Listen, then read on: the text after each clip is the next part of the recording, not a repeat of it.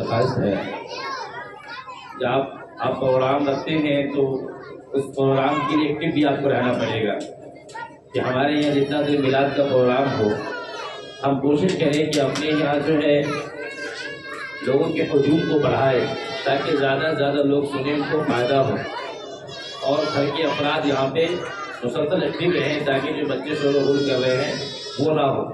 ماشاء اللہ کتنے بچے ایسے ہیں جن کو امی وہ پریشان کر رہا تھا، کھانا بنانے میں دقت ہو رہی تھی تو میرے بیٹی سے بیٹا بہت اچھا موقع ہے، ملا میں جا کے بیٹھ جاؤ، کم سے کم 1 گھنٹہ امام صاحب کے بیان ہوگا، 1 گھنٹہ تو ہمارا گھر سکون سے رہے گا نا۔ تو میرے بھائیوں اس طریقے سے جو ہے اب ایسے محفلوں میں جہاں پہ شور و غل ہوتا ہو وہاں پہ اللہ اور اس کے رسول صلی اللہ علیہ وسلم کی بات کرنا، اس پہ گفتگو کرنا، یہ قرآن حدیث کی توحید ہے، کیونکہ اللہ کا مقام بہت اونچا ہے، اللہ کی ذات و صفات بہت اونچی ہے، اور اللہ کے رسول صلی اللہ علیہ وسلم تمام انسانوں میں سب سے افضل، سب سے اعلیٰ، سب سے برتر، سب سے افضل ہے۔ تو جہاں بھی ان کا نام لیا جائے تو نام لینے والے پر بھی ذمہ داری ہے کہ وہ ادب سے نام لے، اور ان کی بات کہے تو ادب سے کہے، سلیقے سے کہے، اور سننے والے کے اوپر بھی ذمہ داری ہے کہ وہ سکون سے بولے، سنے، اطمینان سے سنے، غور سے سنے، توجہ کے ساتھ سنے۔ جہاں پہ ایسا محسوس ہو کہ اللہ اور اس کے رسول صلی اللہ علیہ وسلم کی باتوں کی یہاں پہ توہین ہوگی، ہم بات اللہ اور اس کے رسول کی کریں گے، اور یہاں پہ دنیا دار لوگ اپنے اپنے کاموں میں مشغول رہیں گے، وہ اپنی باتیں کرنے میں لگے رہیں گے، تو بہتر ہے کہ وہاں پہ خاموش ہو جائے۔ تو اس لیے میں سب سے پہلے کہوں گا کہ آپ اپنے یہاں کے پروگرام میں اگر چاہتے ہیں کہ کچھ دیر تک آپ کے یہاں گفتگو ہو، پھر آپ اپنے پروگرام کی جو شیڈول ہے، جو یہاں پہ بچے جو شور و غل کر رہے ہیں، یہ منتظمین انتظام کو مکمل طریقے سے صحیح کریں، جو منتظمین حضرات ہیں انتظام کو صحیح سے کریں، ورنہ پھر 2-4-5 منٹ میں اپنے گفتگو کر کے میں بات کو ختم کر کے دعا کرا دوں گا۔ اعوذ باللہ من الشیطان الرجیم، بسم اللہ الرحمن الرحیم، یا ایھا الناس اتقوا ربکم الذی خلقکم من نفس واحدہ وخلق منها زوجها وبث منهما رجالا كثيرا ونساء واتقوا الله الذي تساءلون به والأرحام إن الله كان عليكم رقيبا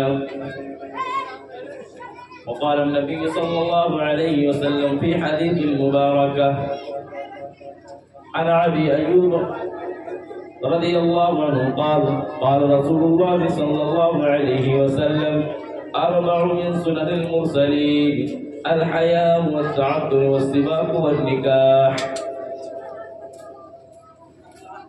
میرے معزز سامعین کرام اور عزیز ساتھیوں، ابھی جو آپ حضرات کے سامنے آیت کریمہ کی تلاوت کی گئی ہے، یا ایھا الناس اتقوا ربکم الذی خلقکم من نفس واحدہ، اے لوگوں تم اپنے رب سے ڈرو، جب تم آپسی معاملات کرو ان چیزوں میں، اے لوگوں تم اپنے رب سے ڈرو جب تم کسی سے اپنا رشتہ کو جوڑو، اے لوگوں تم اپنے رب سے ڈرو جب تم کسی سے لین دین یا کوئی بھی معاملات کرو، یا تم تجارت کرو، خواہ دنیا کا کوئی بھی کام کرو، ہر چیز میں تم اپنے رب سے ڈرو۔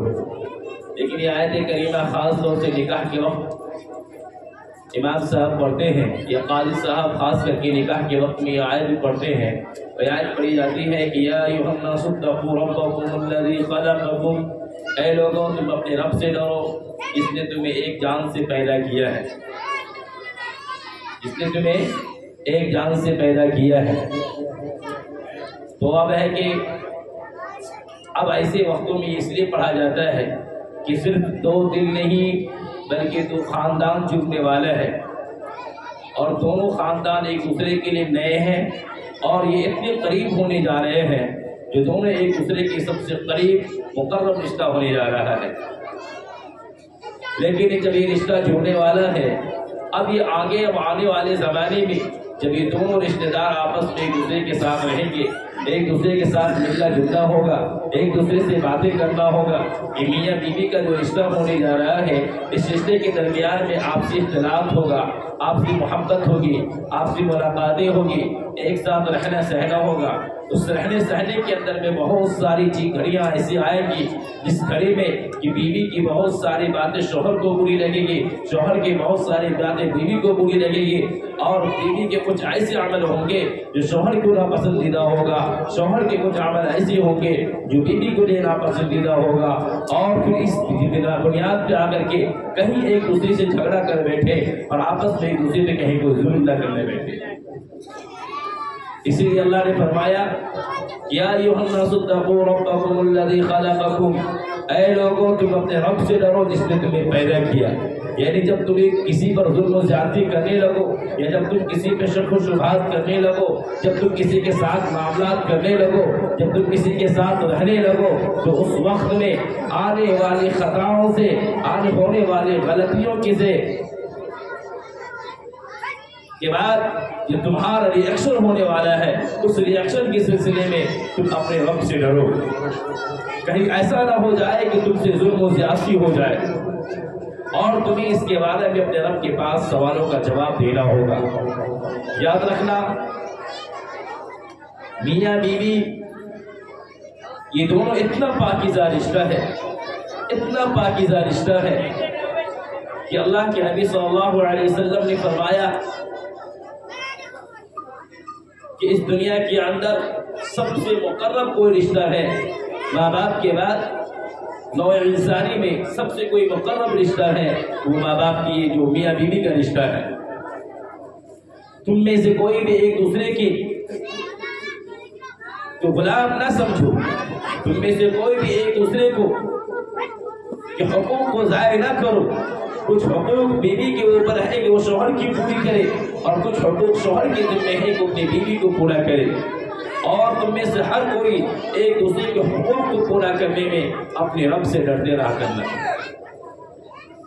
یہ نکاح والا عمل بہت ہی پاکیزہ عمل ہے، اتنا پاکیزہ عمل ہے کہ حدیث شریف میں آتا ہے عن ابی ایوب انصاری رضی اللہ عنہ قال قال رسول اللہ صلی اللہ علیہ وسلم اربع من سنن المرسلین الحیاء والتعطر والسواک والنکاح،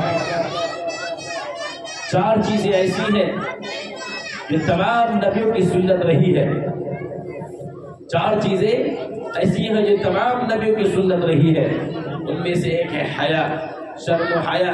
ہر نبی کے اندر شرم و حیا ہوا کرتا تھا، نبی سے زیادہ دنیا کے اندر کوئی شرمانے والا نہیں ہوتا ہے۔ والسواک، اور مسواک کرنا، یہ بھی ہر نبی کی سنت رہا ہے۔ والتعطر، اور عطر کا استعمال کرنا، والنکاح، اور نکاح کا عمل کرنا۔ ہر نبی نے اپنی امت کو کثرت سے نکاح والا عمل کرنے کی ترغیب دیا ہے، اسی لیے فرمایا گیا ہے کہ نکاح کو آسان کرو، زنا خود بخود مشکل ہو جائے گا۔ نکاح کو آسان کرو، زنا خود بخود مشکل ہو جائے گا۔ اگر تم نے نکاح کو مشکل بنایا تو زنا عام ہو جائے گا اور زنا آسان ہو جائے گا۔ اور فرمایا کہ جب تم نکاح کے لیے اپنے پیغامات کو بھیجو، اور جب تم ارادہ کرو اس بات کا کہ تم اب نکاح کرو گے، تو تم نکاح کرنے کے لیے اپنی بیویوں کے انتخاب میں چار چیزوں کا خیال رکھنا۔ کتنی چیزوں کا؟ چار چیزوں کا خیال رکھنا۔ ان چار چیزوں میں سب سے پہلی چیز جو ہے وہ یہ ہے کہ لڑکی کی دینداری کا خیال رکھنا۔ جو جس سے نکاح کرنے جا رہے ہیں وہ سب سے پہلے اس کے بارے میں معلوم کرنا اس لڑکی کے اندر دینداری کتنی ہے، دین اسلام کی سمجھ بوجھ اس کے اندر کتنی ہے، اسلام کو کتنا جاننے والی ہے، اسلام پہ کتنا زیادہ عمل کرنے والی ہے، ان کے اندر پردے کا نظام کیسا ہے، ان کے اندر شرم و حیا کیسی ہے، کہیں ان کا دامن داغدار تو نہیں ہے، ان کے تقوی و طہارت کا معاملہ کیسا ہے۔ دوسری چیز یہ کہ تم خاندان کو دیکھو، دونوں کو بھگائیے، بھگائیے دونوں کو وہاں سے، تم بس کو بھگائیے، تھپڑ مار کے بھگائیے دونوں کو.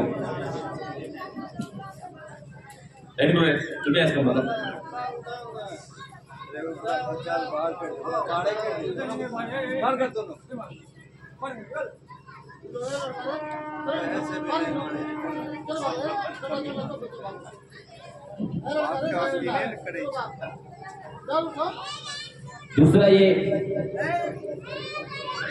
کہ حسن و جمال، یہ پہلا کیا ہے کہ دینداری کو فوقیت دو. اس کے بعد تم اپنی قابلیت دیکھو کہ تمہاری قابلیت تمہاری حیثیت کے مطابق ہے کہ نہیں. تم اگر اعلیٰ خاندان سے تعلق رکھتے ہو تو تم یہی کوشش کرو کہ تمہارے آنے والی ہمشیرہ جو ہے، تمہاری ہونے والی ساتھی، وہ تمہارے مد کے مقابل ہو، وہ تمہارے مزاج کے مطابق ہو. اب مزاج کیسے پہچانا جائے؟ وہ میرے مزاج کے مطابق ہوگی کہ نہیں ہوگی؟ بتایا جاتا ہے کہ تم خاندان کو تلاش کرو. تم جس اعلیٰ کوالٹی خاندان کے ہو اسی حساب سے تم اسی اعتبار کا تلاش کرو. اور تیسرے نمبر پہ آتا ہے پھر اس کے حسن و جمال کو دیکھو. اب اس کے اندر تم جس قابل ہو اپنی قابلیت کے اعتبار سے اپنے آپ کو تلاش کرو. ایسا نہیں ہے کہ تم جو ہے بالکل صاف لو ہو اور اعلیٰ کوالٹی کی طرف جا رہے ہو، پھر وہاں سے لے کر کے آ گئے ہو. ان کے جینے کے انداز الگ تھا، ان کے جینے کا انداز تھا کہ اپنے بہت مالدار گھر میں پڑ رہی تھی. وہ صبح کی اس کی روٹی کچھ اور تھی، شام کا روٹی کچھ اور تھا. اب یہاں پہ آنے کے بعد تمہارے یہاں آ گئی ہے. اب یہاں کا روٹی صاف، ان کا مزاج الگ نظر آ رہا ہے. وہاں عیش و آرام میں پلنے والی تھی، اب یہاں پہ مصیبت میں پلنا شروع ہو گئی ہے. جب سے انہوں نے آنکھیں کھولی تھی انہوں نے اونچی اونچی چیزوں کو دیکھتی ہوئی نظر آئی. جب سے انہوں نے آنکھیں کھولی ناز و نخروں میں پلی تھی، اب یہاں پہ آئی ہے ایک ٹوٹی ہوئی چٹائی پہ سونی پڑ رہی ہے. اب ان کو جو ہے ایک ٹوٹے ہوئے پھوس میں رہنا پڑ رہا ہے. اس سے کیا ہوگا کہ پھر تم دونوں کا مزاج نہیں ملے گا. ان کی سوچ بلندی کا ہوگا، تمہاری سوچ پستی کا ہوگا. تمہیں غربت میں جینے کا اندازہ ہوگا، تمہیں غربت میں جینے کے تم عادی ہوگی اور وہ اس چیز کا عادی نہیں ہوگی. ان کے لیے تمہارا مزاج دونوں کا ملنا بہت مشکل ہو سکتا ہے. ہو سکتا ہے کہ تمہارے درمیان میں نا اتفاقی کا سبب بن جائے. اس سے جب تم رشتے کا تلاش کرو تو سب سے پہلی چیز کیا ہے کہ دینداری کو فوقیت ہو. آج ہمارے سماج میں کیا ہوتا ہے، اگر ایک لڑکی ماشاءاللہ قرآن اچھا پڑھنا جانتی ہے اور دین اسلام کی فہم بھی رکھتی ہے، ماشاءاللہ تقوی و طہارت بھی ہے، پاکیزہ ہے، پردہ نشی ہے، حیا والی ہے. ایک تو اس زمانے میں بہت مشکل سے حیا والی اور پردے والی ملتی ہے. جو بات بالکل صاف ہے، اس لیے کہ آج کل کے گارجن ہی نہیں چاہتا ہے کہ میری بیٹی حیا والی بنے، میری بیٹی پردے والی بنے. خود ہی ان کو جو ہے ہر عیش و ہر فیشن ڈیزائن والے کپڑے خرید کر کے لا کے لینا، وہ تو گارجن کا شیوا بن چکا ہے. اور پھر مارکیٹ گھمانا، میلے گھمانا، بہرحال میرا موضوع الگ ہو جائے گا. تو سب سے پہلے کیا دیکھا جاتا ہے کہ ہمارے سوسائٹی سماج کے اندر اگر کہیں بھی نکاح کا رشتے کا پیغام آتا ہے تو اگر لڑکی بہت اچھی ہے، ماشاءاللہ نماز کی پابند ہے، شریعت مطہرہ کی پابند ہے، حیا والی ہے، پردے والی ہے، ماشاءاللہ قرآن اور نماز کی پابند ہے، وہ پھر پوچھا جائے گا کہ میٹرک انٹر بی اے کی گریجویشن وغیرہ کی ہے کہ نہیں کی ہے. معلوم چلا کہ نہیں کی ہے تو سمجھنے لگ رہا ہے. میرے حساب سے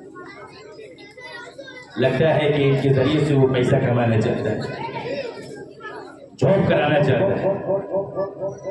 اور یاد رکھو لڑکیوں کا حسن جب تک وہ دہلیز کے اندر ہوتی ہے اس وقت تک ان کا حسن خوبصورت ہوتا ہے. اسی وقت تک وہ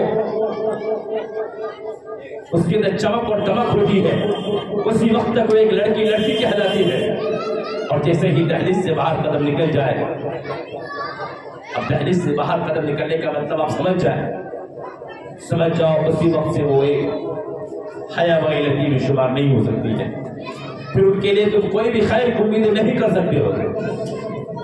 इसलिए फरमाया गया कि सबसे पहले तुम्हें चाहिए था कि फौकियत दो तो दीनदारी को, लेकिन आज देखा जाता है कि भाई लड़की कहाँ तक पढ़ी लिखी है, माशाअल्लाह आप तलाश करें पढ़ी लिखी लड़की के बारे में देखें, लेकिन सबसे पहले इस्लाम ने बताया है कि अगर तुम्हारे घर के अंदर हया वाली बीवी आएगी, अगर पर्दे वाली बीवी आएगी, उसके जरिए से, उसकी बरकत से तुम्हारे घरों के अंदर भी बरकतों का नुज़ूल होगा।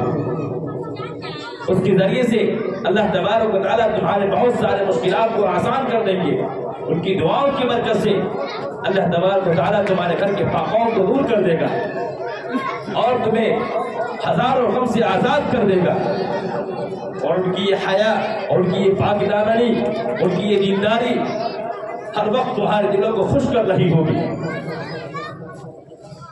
और वो समझ रही होगी कि मेरा शौहर मेरे लिए सर का ताज है। वो समझ रही होगी कि तुम्हारा हुकूक क्या है। वो जब तुमसे बात करेगी हया के दायरे में बात करेगी, जब तुमसे बात करेगी तो अदब के दायरे में बात करेगी। और जब तुम्हारे साथ कोई मुश्किलात आ जाए, जब तुम्हारे साथ कोई मुश्किलात आ जाए, जब तुम किसी परेशानी में गिरफ्तार हो जाओ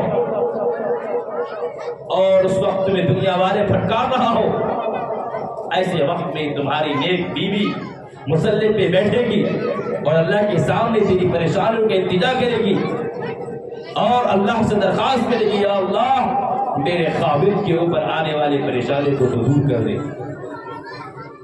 कोई होगा तुम्हारे घर के अंदर, कोई होगी जो अल्लाह के सामने तेरी फरियाद करने वाली होगी,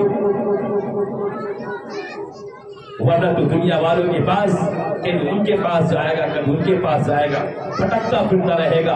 तो दुनिया के वालों के सामने अपनी फरियाद रखेगा, अपनी परेशानियों को रखेगा। याद रखिए, ये दुनिया का उसूल है, ये दुनिया वालों का उसूल है। ये हमेशा दुनिया चढ़ते सूरज को पूजा करता है। ये दुनिया वाले और ये दुनिया, यहाँ का उसूल है, यहाँ पे ताकतों की पूजा की जाती है, शक्ति की पूजा की जाती है और हर चढ़ता सूरज का यहाँ पे इज्जत दी जाती है। जब तक तुम तरक्की की राह पे चल रहे होगे, जब तक तुम कामयाबी की तरफ चल रहे होगे, उस वक्त तक तुम्हारी फरियादें सुनने वाला भी होगा, तुम्हारे दुख दर्द सुनने वाला भी होगा, तुम्हारे गमों के साथ हाथ बटाने वाला भी होगा। जब तुम मुसीबत में दो चार हो जाओगे, जब तुम परेशानियों में घिर जाओगे, उसके बाद जब तुम किसी को जाओ उनके करीब बैठ करके कुछ फरियाद रखने की कोशिश करोगे, कुछ बातें रखने की कोशिश करोगे, वो अपनी दामन नहीं करके तुमसे बचने की कोशिश करेगा। क्योंकि अब तुम्हारा सूरज गुरूब हो रहा है, अब तुम्हारे जरिए से उनको कोई फायदा होने वाला नहीं है। उन्हें नजर आ रहा है कि अब तुमसे कोई उनको मफाद पूरा नहीं होगा, उनका कोई भी मफाद तुमसे पूरा होने वाला नहीं है, इसलिए वो तुमसे दूर भागेगा और उस मुसीबत की घड़ी में तुम्हें तनहा छोड़ देगा। ये दुनिया का उसूल है, आप इस चीज को देखते होंगे। जब आप मुश्किलात में फंस जाए, आपके अपने भी अकेले आपको छोड़ जाते हैं, आपके अपने भी अकेले छोड़ जाते हैं। और जब आप खुशहाली में हो, जब आप तरक्की की राह पकड़ रहे होगे, उस वक्त जो आपका रिश्तेदार नहीं भी होगा, वो जबरदस्ती रिश्ता बना करके जोड़ करके आपसे कनेक्शन जोड़ने की कोशिश करेगा ताकि आपकी गुर्बत में हासिल हो जाए और वो आपसे दुनिया में कुछ फायदा उठा सके। ये है दुनिया का उसूल, ये है दुनिया का निज़ाम। इसलिए मेरे भाइयों, मैं बार बार आपसे यही तरकीब दूंगा कि जब आप अपनी बच्चियों के लिए, जब आप अपने बच्चों के लिए रिश्तों का तलाश करें, तो सबसे पहले नंबर पे अल्हम्दुलिल्लाह आज भी कैसे ऐसे घराने हैं, आज भी बहुत सारे ऐसे घराने हैं जब अपने बच्चों का, अपने बेटों का रिश्ता तलाश करने के लिए जाता है तो एक नंबर पे वो सबसे पहले दीनदारी को फौकियत देता है। आज भी ऐसे लोग मौजूद हैं, लेकिन बहुत सारे हज़रात ऐसे हैं, बल्कि मैं कहूँगा 80% हमें से ऐसी हैं कि दीनदारी भाड़ में जाए, दीनदारी भाड़ में जाए। कितना मालदार है, कितना पैसा वाला है, कितना जहेज दे सकता है, कितना सामान दे सकता है, फला साहब के यहाँ करूँगा, हालांकि यह है फटीचर, یہ خود میں ہے فرٹیچر، اور ایسے شخصوں کو فرٹیچر کے علاوہ کچھ کہا بھی نہیں جا سکتا ہے کہ جو اپنے بازو کے پر بھروسہ نہ رکھتا ہو، جو اپنے قوت باہ میں بھروسہ نہ رکھتا ہو، ان کی نگاہیں دوسرے کی دولت پہ پڑ رہی ہو، وہ شادی بھی کر رہا ہو تو بھکاری بن کے شادی کر رہا ہو، تو ان کی نگاہیں سب سے پہلے جاتی ہے لڑکی والا کتنا مالدار ہے، اگر مالدار بھی ہے تو کتنا دولت دے سکتا ہے، اور ایک فلاں گھر میں کریں گے تو صوفہ بھی بہت قیمتی آئے گا، اور صوفہ کے ساتھ وہ ڈائننگ ٹیبل بھی قیمتی آئے گا، اور جو بیڈ بھی بہت قیمتی آئے گا، اور اس کے ساتھ گودریج بھی آئیں گے، یہ بھی آئے گا، وہ بھی آئے گا، نہ جانے ہزار خواب سجا لیتے ہیں۔ تھوڑا لڑکی فیشن والی ہے، چلے گا لیکن تھوڑا ماڈرن ہے، چلے گا سب چلے گا، اور کچھ ان کے دوست آ کے کہہ دے ارے بھائی ٹھیک ہے، جہاں تم رشتہ کرنے جا رہے ہو لڑکی تو بڑی خوبصورت ہے، ماشاءاللہ لڑکی بہت حسن جمال والی ہے، ماشاءاللہ لڑکی کے والدین بھی بہت مالدار ہے، اچھی پوسٹ والے بھی ہے، لیکن لڑکی کے بارے میں نے سنا ہے، میرے پاس ایک تحقیق ہے، ان کا کنیکشن کہیں اور بھی ہے، چلے گا۔ اب آنے کے بعد ان کا گھر باقی رہے گا نہ رہے اس سے کوئی پرواہ نہیں، اس کو آنے والی نسلیں کہاں جائیں گی اس سے کوئی پرواہ نہیں، اسے بس مالداری آ جائے، پڑھی لکھی ہے کل اس کو جاب کرا سکتے، اچھا پیسہ کما سکتے اس کے ذریعے سے۔ جان لیجئے کہ دنیا عروج و زوال کا نام ہے، یہ دنیا عروج و زوال کا نام ہے۔ آج اگر سورج چڑھتا ہے تو کل سورج ڈوبتا بھی ہے، آج کوئی ترقی کی راہ پہ چل رہا ہے تو کل اس کی کمزوری بھی ہو سکتی ہے، اسی کا نام دنیا ہے۔ یاد رکھنا کہ تم جس حوث و لالچ میں آ کر کے تم نے دینداری کو پس پشت ڈالا، تم نے دینداری کو پیچھے چھوڑا اور دنیا کو ترجیح دی، ماڈرن کو ترجیح دی،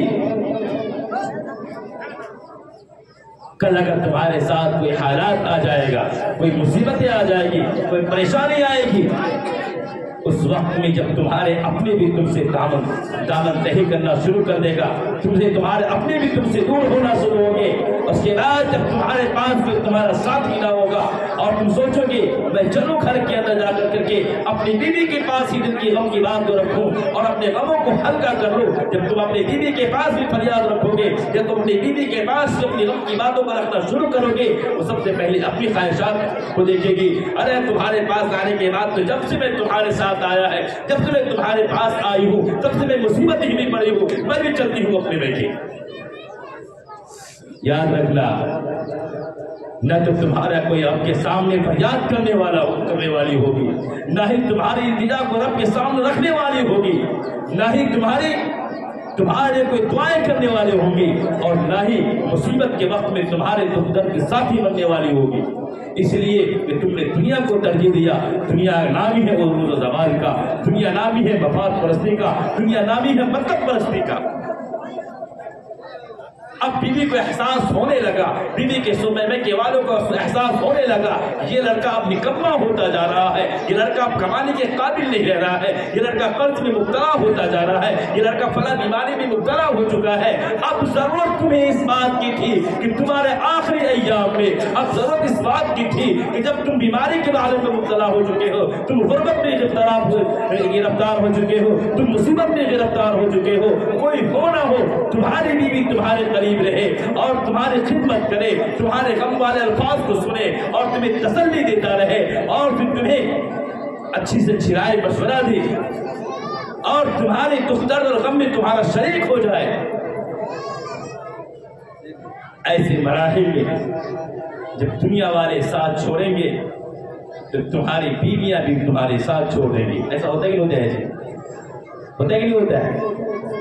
اس لیے میرے بھائیوں، ہمیشہ شادی کے لیے ایک نمبر پہ کسی چیز کو ترجیح دو تو دینداری کو فوقیت دو، گرچہ وہ غریب خاندان سے تعلق رکھتی ہو، مرداواری حیاواری کو ترجیح دو، جو مسلح کے اوپر آ کر کے رب کے سامنے التجا کرنے والی ہو، جو رب کے ترانے گنگنانے والی ہو۔ ہاں یہ ضرور ہے کہ ان کے ذریعے سے جب تم ایسی لڑکیوں سے نکاح کرو گے وہ اعلیٰ پردے والی ہوگی، تقوی والی ہوگی، ہو سکتا ہے وہ غریب گھرانے سے تعلق رہے ہوگی، اس لیے کہ اکثر جو دینداری بھی پائی جاتی ہے غریب گھرانے میں پائی جاتی ہے یا مڈل گھرانے میں۔ مالداروں میں تو ماشاء اللہ پیسہ ہے لیکن ہمیں غلط اس بات کی ہے، فیشن تو وہ نہیں کرتا جس کے پاس پیسہ نہیں ہوتا، پیسہ ہے تو قیمتی موبائل بھی ہے، پھر پیسہ ہے تو سب کچھ ہمارے پاس سویدھا ہے، تو پھر رات میں رات پر کالنگ بھی ہو رہی ہے، پھر نہ جانے کتنے کے دروازے ان کے پاس کھلے ہوتے ہیں۔ ضروری نہیں ہر گھرانے میں ایسا نہیں ہوتا ہے لیکن اکثریت پائے جاتے ہیں، اور حضور کے زمانے میں بھی یہی اصول رہا ہے کہ سب سے پہلے اسلام کو قبول کرنے والے غربا مساکین لوگ ہوا کرتے تھے، غریب طبقے کے لوگ ہوا کرتے تھے۔ ہو سکتا ہے کہ جس کو حیا والے کی آپ نے نکاح کا پیغام دیے ہو وہ مالدار نہ ہو، ان کے یہاں سے تمہارے لیے کوئی موٹر سائیکل نہ آئے، کوئی صوفہ نہ آئے، کوئی ڈائننگ ٹیبل نہیں آئے، کوئی فریج نہیں آئے، کوئی واشنگ مشین نہیں آئے، لیکن ہاں یاد رکھنا کہ تمہارے ساتھ آنے والی وہ اللہ کی نیک بندی آ رہی ہے جو دن میں 5 مرتبہ رب کا شکر ادا کرنے والی ہوگی، جو دن میں 5 مرتبہ مصلی بچھا کر کے اس رب کا ترانہ گنگنانے والی ہوگی، اور جب بھی وہ نماز پڑھے گی اور اپنے ہاتھوں کو دعاؤں کے لیے اٹھائے گی تو سب سے پہلے اکثر دیندار بیوی کی حالت ہوتی ہے کہ سب سے پہلے وہ تیرے لیے دعا کرے گی۔ ابھی تو گھر سے باہر نکل رہے ہوگے، تم تجارت کی طرف جا رہے ہوگے، تم کسی کاموں کی طرف جا رہے ہوگے، لیکن تمہاری بیوی کی دعائیں تمہارے ساتھ ہوگی، اللہ میرے شوہر کو سلامت رکھنا، اللہ میرے شوہر کو، میرے خاوند کو سلامت رکھنا۔ اور جب کسی کے اندر دینداری آ جائے ان کے اندر صبر بھی آتا ہے، جب دینداری آ جائے تو تقویٰ بھی ہو جاتا ہے، اور تقویٰ کے بغیر تو دینداری کہا ہی نہیں جا سکتا۔ اور اللہ نہ کرے کہ ایک وقت ایسا آ جائے کہ آپ کا چڑھتا سورج زوال کی طرف چلنا شروع ہو جائے، آپ کے علوم زوال کی طرف ہو جائے، اور آپ کسی مصیبت میں گرفتار ہو جاؤ، کسی پریشانی میں گرفتار ہو جاؤ، اب یہاں پہ تمہیں احساس ہوگا کہ میں نے کتنی قیمتی گوہر کو لے کر کے آئی گھر میں، میں کتنے قیمتی گوہر کو اپنے گھر کے اندر لے کر کے آیا۔ جب آج تو اپنے بھائیوں کے پاس فریاد رکھنے جا رہے ہو، اپنی پڑوسیوں کے پاس فریاد رکھنے جا رہے ہو، تمہارا پڑوسی بھی دیکھ رہا ہے اب تو یہ پریشانی کی عالم میں ہے، اب اس سے ہمارے کوئی مفاد پورا ہونے والا نہیں ہے، وہ بھی تمہاری باتوں کا اینا کہنا کر کے سن کر کے ہٹ جائیں گے اور تم سے نظر انداز کرنا شروع کر دیں گے، تمہارے اپنے بھی نظر انداز کرنا شروع کر دیں گے، تمہارے پرائے بھی نظر انداز کرنا شروع کر دیں گے۔ ایسی مصیبت کے عالم میں جب تم گھر کے اندر آؤ گے، تمہاری نیک بیوی جو ہوگی وہ تمہارے سروں کے اوپر ہاتھ رکھیں گے اور تمہارے کہیں گے اے میرے خاوند بتائیں آپ کے ساتھ کون سی پریشانی آ گئی ہے، بتائیں آپ کے ساتھ کون سی مشکلات آ رہی ہے۔ یہ بیوی تمہارے ساتھ چھوڑنے کے بجائے تمہارے ساتھ دینے کے وفاداری کی وعدے کریں گے اور کہیں گے اے میرے خاوند آپ گھبرائے نہ، چلیے ہم اللہ کے پاس اپنی فریاد کو رکھتے ہیں، یہ دنیا والے ٹھکرا تو دیے ہیں لیکن میرا اللہ ہر وقت ہمارے ساتھ ہے، ان اللہ معنا، یقین میرے اللہ میرے ساتھ ہے، کوئی مشکلات کوئی بات نہیں ہے، یہ دنیا کی زندگی ہے، دنیا کی زندگی کے اندر پریشانیاں آتی جاتی رہتی ہے، آپ جس عالم میں رکھیں گے میں اسی عالم میں آپ کے ساتھ خوش ہوں۔ آپ کو میٹھی میٹھی باتوں کے ذریعے سے، صبر والے الفاظ کے ذریعے سے آپ کو دلوں کو تسلی دینے کی کوشش کرے گی اور آپ کے غم میں آپ کے ساتھ شریک ہوگی۔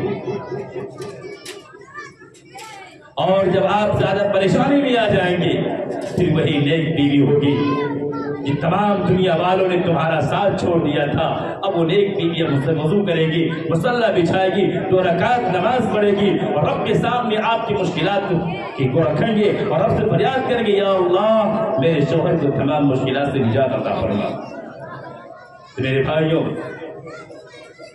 تو کوئی ہوگی جو برے حالات میں آپ کے لیے اپنے رب کے سامنے فریاد کرنے والی ہوگی،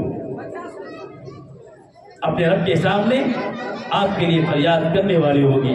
اس لیے دوسری بات یہ ہے، یہ تو ہمارے نیک بیویوں کو تلاش کرنے کے بعد، دیندار گھرانے کو تلاش کرنے کے بعد یہ ہمارا ایک فائدہ ہے۔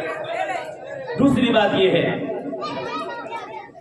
کہ ابھی جو ہمارے سماج کے اندر الحمدللہ پہلے ہوا کرتا تھا کہ اکثر ماں باپ اپنے بچوں کو قرآن کی تعلیم کم سے کم اس لیے سے ضرور دیا کرتے تھے کہ اگر رشتہ دیکھنے والا آئے گا پوچھے گا کہ میری بچی کو قرآن پڑھنے آتا ہے کہ نہیں آتا ہے، وہ قرآن پڑھا کر کے دیکھے گا، وہ کلمے دعا اگر سنیں گے، ہماری بچی کو نہیں آئے گا تو شاید ہماری بچی سے کوئی رشتہ نہیں کرے گا۔ اس ڈر ہی سے صحیح ہر ماں باپ اپنی بچی کو دین کی تعلیم دیا کرتے تھے،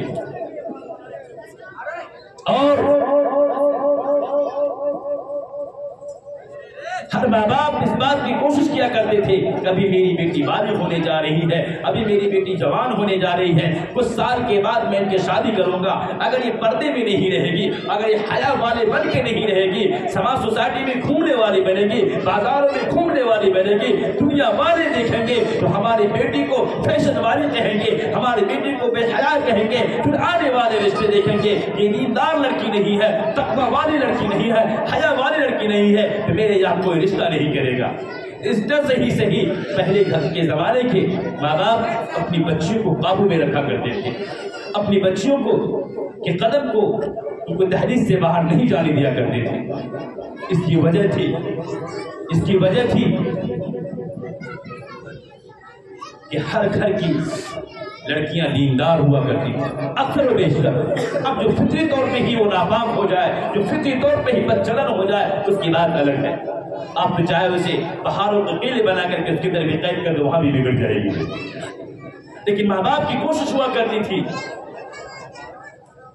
ماں باپ کی اولین ترجیح دیا ہوا کرتی تھی کہ اگر میری بیٹی حیا والی نہ ہوئی، میری بیٹی دیندار نہیں ہوئی، میری کسی اچھے گھرانے کا رشتہ نہیں ملے گا۔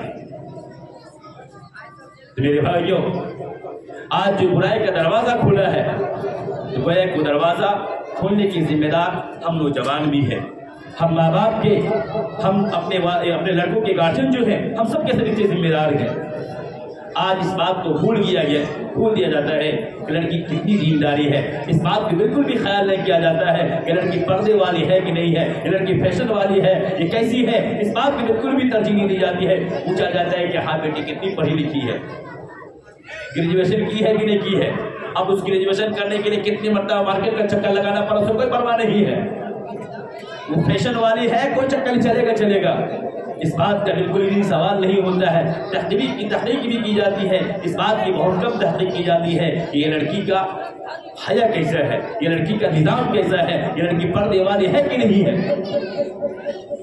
اس لیے آج کچھ دیندار طبقے بھی ہوتے ہیں، جو دیندار طبقے والے، دیندار گھرانے والے ہوتے ہیں، وہ نہیں چاہتا ہے کہ میری بیٹی گھر سے باہر نکلے، وہ نہیں چاہتا ہے کہ میری بیٹی کا حسن کوئی اور دیکھے، وہ نہیں چاہتا ہے کہ میری بیٹی مارکیٹ والی بنے، وہ نہیں چاہتا ہے کہ میری بیٹی کالج والی بنے، وہ نہیں چاہتا ہے کہ میری بیٹی کی طرف ہزار لفظوں کی نگاہیں پڑے۔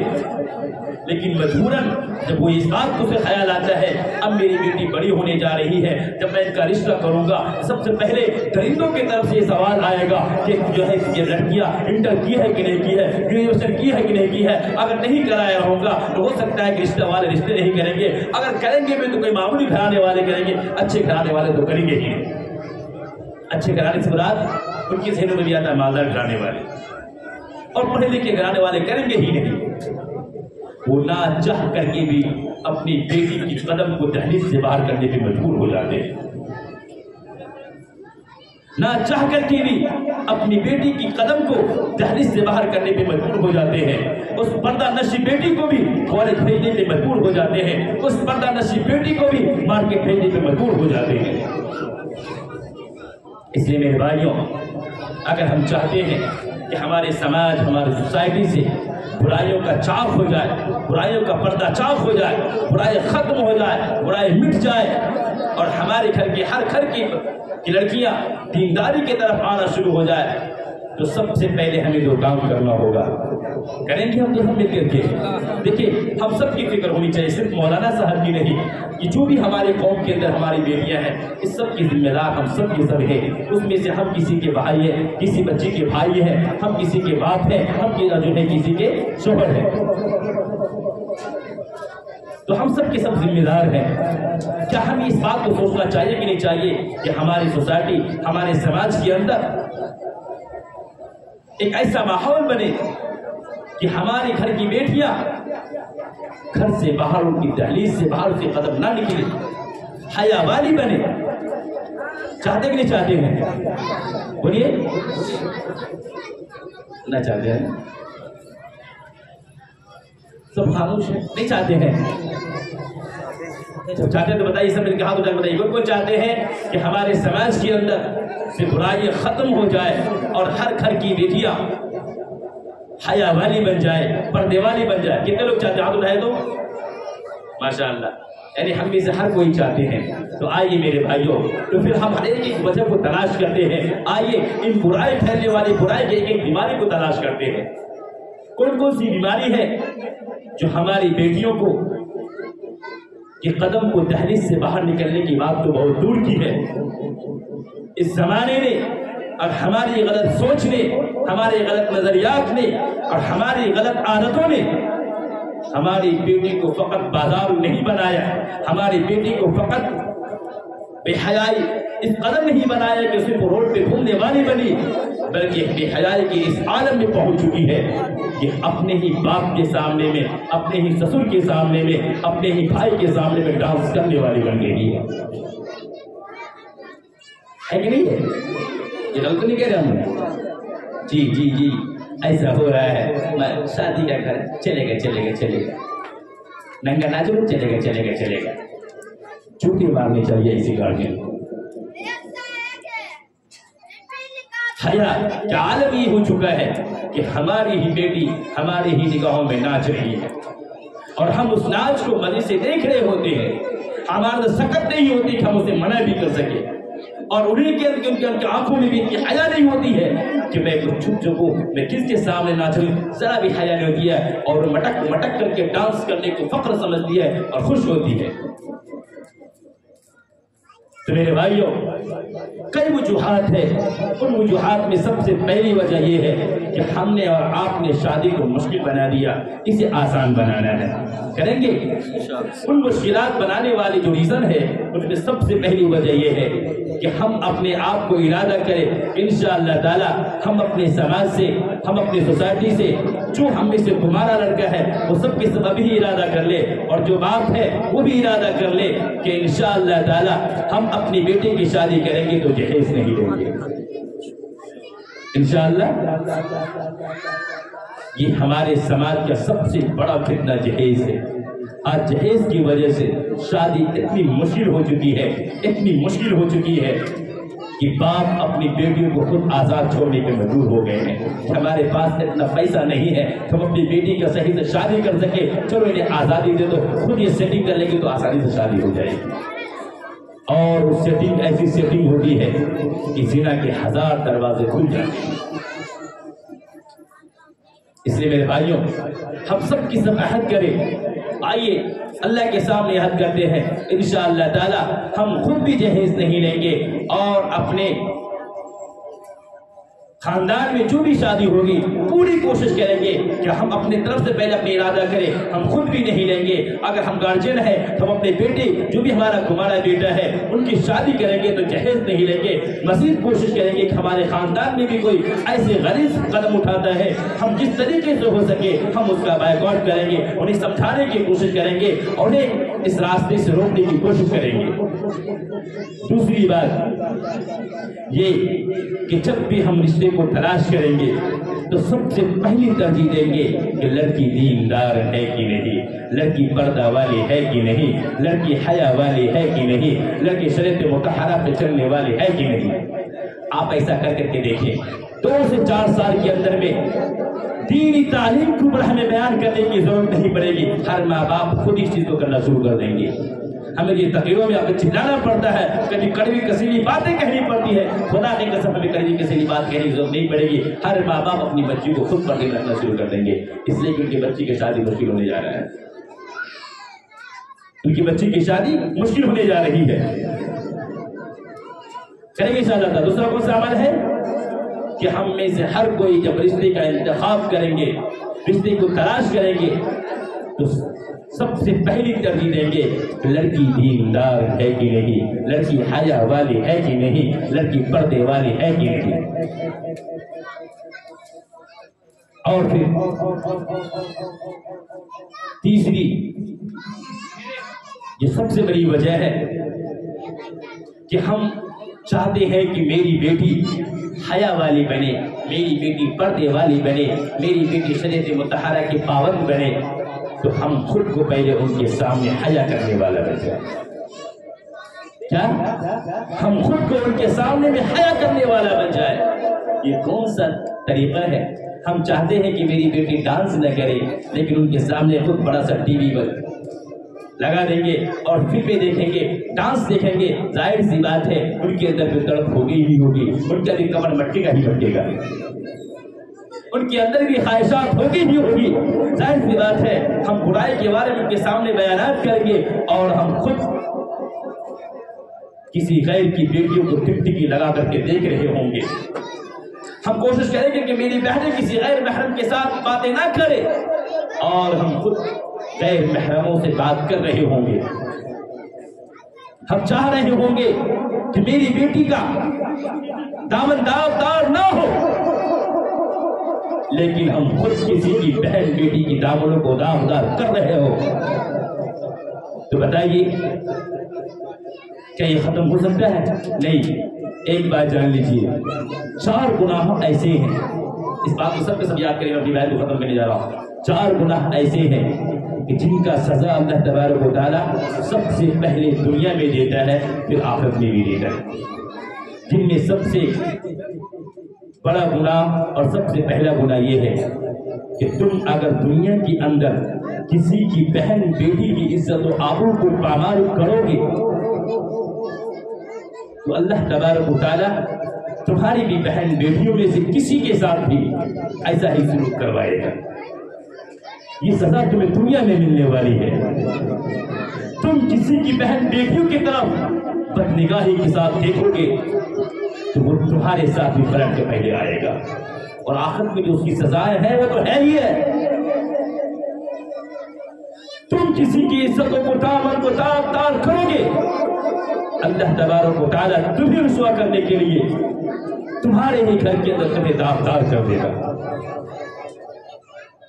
اس لیے ہم چاہتے ہیں کہ ہمارے گھر کے اندر سے برائی کا خاتمہ ہو جائے، تو سب سے پہلے ہمیں خود کو حیا والا بننا ہوگا، ہمیں خود کو پاکیزہ بننا ہوگا، ہمیں خود کے حریف کی قدردانی کرنے والا ہوگا، ہمیں خود کی غیروں کی بہن بیٹیوں کو اپنی بہن بیٹی سمجھنا ہوگا۔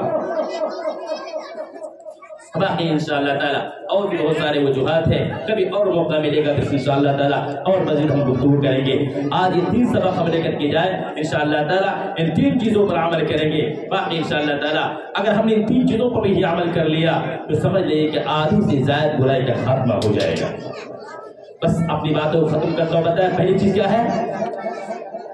کیا ہے پہلی چیز؟ آپ سب بتائیں، میں نہیں بتاؤں گا۔ پہلا کیا ہے؟ پہلا کون سا کام ہمیں کرنا ہے؟ بھول گئے؟